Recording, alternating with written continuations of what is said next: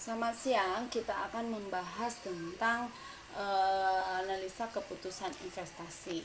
Nah, saya akan jelaskan dulu untuk apa pentingnya analisa keputusan investasi. Ini kita sebagai pebisnis, gunanya adalah untuk mengetahui apakah investasi atau bisnis yang ditawarkan kepada kita layak atau tidak.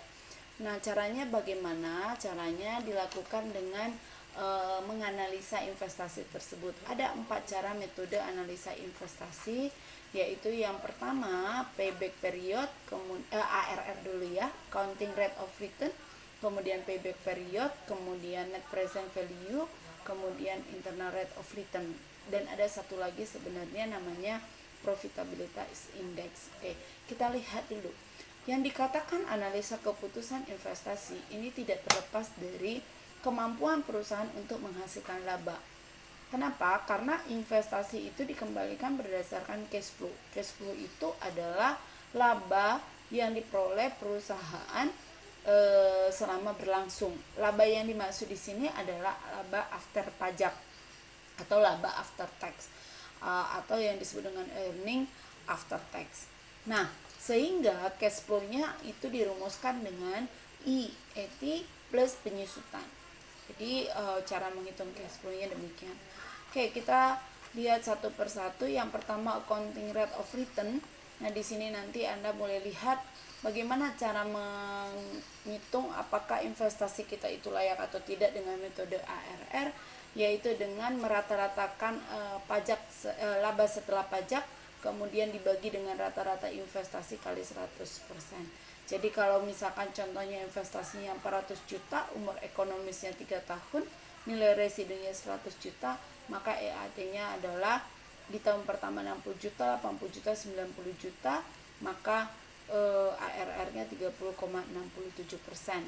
Nah, ini tergantung Anda memutuskan apakah diterima atau tidak investasinya jika ARR Anda sebesar 30,67%. Yang kedua, payback period.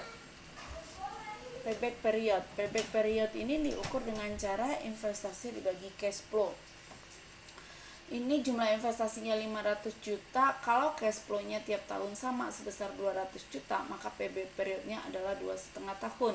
Berarti payback periodnya sebesar 500 juta dibagi 200 juta, 2,5 tahun. Nah, kalau cash flow-nya berbeda tiap tahun seperti ini, nilai investasinya 500 juta, tahun pertama 2, 3, 4 berbeda di sini, maka cara menghitung payback periodnya adalah di tahun pertama sudah dapat dikembalikan 150 juta, maka sisa investasinya 350 juta. Di tahun kedua dapat dikembalikan 200 juta, maka sisa investasinya adalah 150 juta. Jika di tahun ketiga cash flow-nya 250 juta, maka payback periodnya artinya tidak mencapai tahun ketiga, tetapi di bulan tertentu. Nah, pertanyaannya di bulan keberapa kembali investasi itu? Artinya di sini 2 tahun sudah tercapai ya, investasinya sudah dikembalikan. Nah, cara menghitung berapa bulan untuk mencapai 150 juta dari 250 juta, caranya adalah 150 juta dibagi 250 juta, maka hasilnya adalah 2,6 tahun ya. Jadi 2,6 tahun. Itulah payback periodnya. Hanya kelemahan payback period ini adalah tidak menghitung nilai uang. Nah, kalau menghitung nilai uang, maka menggunakan net present value, maka akan dicontohkan di sini. Kemudian internal rate of return dicontohkan di sini, profitability index juga dicontohkan di sini. Coba Anda silahkan mengerjakan latihan yang ada di bawah ini. Jika ada hal yang tidak dipahami, boleh ditanyakan melalui diskusi. Sekian presentasi dari saya tentang analisa keputusan investasi. Terima kasih.